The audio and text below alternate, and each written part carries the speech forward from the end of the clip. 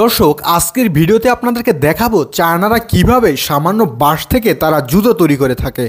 আসলে চায়নারা যে কতটা বুদ্ধিমান কতটা মেধাবী তা এই ভিডিওটি দেখলেই তার প্রমাণ পেয়ে যাবেন। তাহলে চলুন দেখা যাক কিভাবে চায়নারা এই বাঁশ থেকে জুতো তৈরি করে। এর জন্য এই বাঁশকে প্রথমে তারা টুকরো টুকরো করে কেটে নিয়ে সেগুলোকে খুব ভালো করে ধুয়ে মুছে সুন্দর করে পরিষ্কার করে নেয়। এই যে দেখুন এই লোকগুলো প্রত্যেকটি বাঁশকে টুকরো টুকরো করে কেটে নিচ্ছে।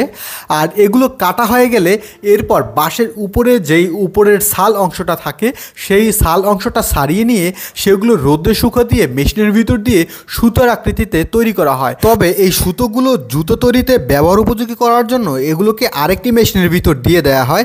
আর সেই মেশিনটি এই চিকন সুতোগুলোকে দড়ি আকৃতিতে পাক দিয়ে মোটা সুতা তৈরি করে।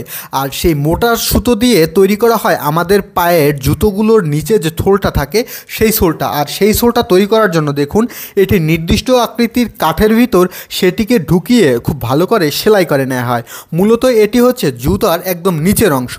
আর এরপর এটি সেলাই হয়ে গেলে অন্য একটি প্রেসার মেশিন দিয়ে এটিকে খুব ভালো করে টেকসই করার জন্য প্রেসার দিয়ে চেক করা হয় এটি ঠিক আছে কিনা। এরপর তৈরি হয় জুতার উপরের অংশ, যেটি তৈরি করা হয় কাপড় থেকে। মূলত জুতার নিচের অংশটা তৈরি হয়ে গেলেই উপরের অংশ তৈরি করার প্রসেস শুরু হয়। আর এর জন্য তারা প্রাথমিকভাবে কাপড়গুলো কেটে নিয়ে সেলাই করে। এরপর সেই নিচের অংশের সাথে উপরের অংশটি লাগিয়ে তৈরি হয়ে যায় এইভাবে বাঁশ থেকে জুতা। আর এই যে দেখুন প্রত্যেকটি জুতা কতটা শক্ত এবং মজবুত। এরপর এই ভিডিওটি দেখুন দর্শক, এটি একটি মজার ভিডিও, আপনারা না হেসে পারবেন না। এই যে মেয়েটাকে দেখছেন এই মেয়েটা একটি টাকায় তার স্প্রে লাগিয়ে তার হাজব্যান্ডের সামনে দিয়ে হেঁটে যাওয়ার সময় টাকাটা নিচে ফেলে দিয়েছে। মূলত সে বুদ্ধি করছে যে এই টাকাটা তার স্বামী যেইখানে রাখবে সেখানেই তার স্বামীর সকল টাকা সে খুঁজে পাবে। তো ওই যে সেন্ট লাগানো টাকাটা সে এইবার খুঁজতেছে যে তার স্বামী কোথায় রাখছে। মহিলাটার বুদ্ধিটা একবার চিন্তা করুন দর্শক, যে তার স্বামী কোথায় টাকা রাখে সেই জায়গাটা সে খুঁজে পাওয়ার জন্য এই টেকনিকটা সে খাটিয়েছে। এই যে দেখুন খুঁজতে খুঁজতে সে একটি আলমারির সামনে আসলো, টাকাটা খুঁজতে খুঁজতে সে এইখানেই পেয়ে যাবে। এই যে দেখুন সে এইবার টাকাগুলো পেয়ে গেল।